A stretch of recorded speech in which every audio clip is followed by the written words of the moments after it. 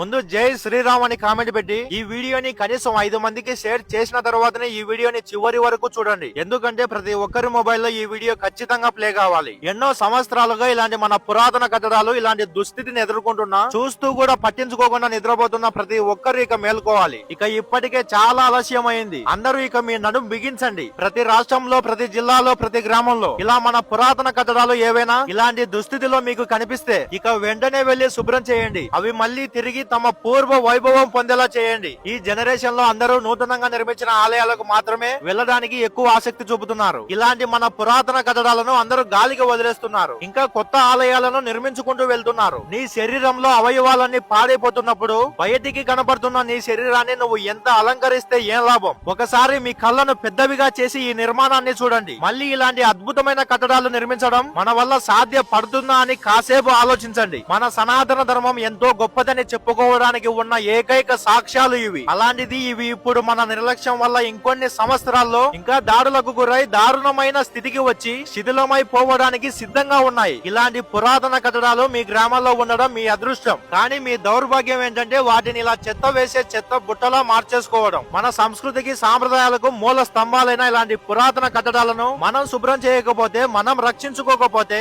ఇంకా ఎవడు వచ్చి శుభ్రం చేస్తాడు? ఇంకా ఎవడు వచ్చి రక్షించుకుంటాడు? ఇప్పుడు మీరు చూస్తున్న ఈ కోనేరు కడప జిల్లాలోని దువ్వూరు మండలంలో ఉన్న ఇడమడక అనే గ్రామంలో ఉంది. ఈ కోనేరులో మలమూత్ర విసర్జన చేస్తున్నారు. మద్యం సేవించి మందు సీసాలను ఈ కోనేరులోనే పగలగొట్టి వెళ్తున్నారు. ఇంకా బాధాకరమైన విషయం ఏమిటంటే ఇక్కడ మన దేవుళ్ళ విగ్రహాలను ఎవరో కొందరు మూర్ఖులు పగలగొట్టారు. ఎంత దారుణమైన స్థితికి తీసుకొచ్చారో చూడు ఈ కోనేరును. ఏంటి చూస్తున్నావు కదా? ఇక ఇప్పటికీ మించిపోయింది ఏమీ లేదు. మన పూర్వీకులు కట్టిన కట్టడాలు కదా. ఎవరు ఎన్ని దాడులు చేసినా గానీ చెక్కు చెదరలేదు. ఇవి శిథిలమై పోకముందే మనం వీటిని కాపాడుకుందాం. ముందుగా ప్రతి గ్రామంలో యువత ముందుకు రావాలి. ఎందుకంటే యువత ఇప్పుడు సోషల్ మీడియా, ప్రేమ, జూదాలంటూ చెడు వాటికి బానిసలైపోతున్నారు. కనీసం వాళ్ళు మన దేవాలయాల వైపు చూడటం లేదు. దానికి కారణం వారి తల్లిదండ్రులు. చిన్నప్పటి నుండి వాళ్లకు మన సంస్కృతి సాంప్రదాయాల గురించి తెలియజేయకపోవడం వల్లే వాళ్ళు అలాంటి వాటికి ఆకర్షితులు అవుతున్నారు. ఒకవేళ అలా తెలియచేసి ఉంటే ఈ రోజు యువత అలా చెడు దారిలో వెళ్లే వాళ్ళు కాదు. మన పురాతన కట్టడాలు ఇలాంటి పరిస్థితిలో ఉండేవి కావు. ప్రతి ఒక్క తల్లిదండ్రి ఖచ్చితంగా మీ పిల్లలను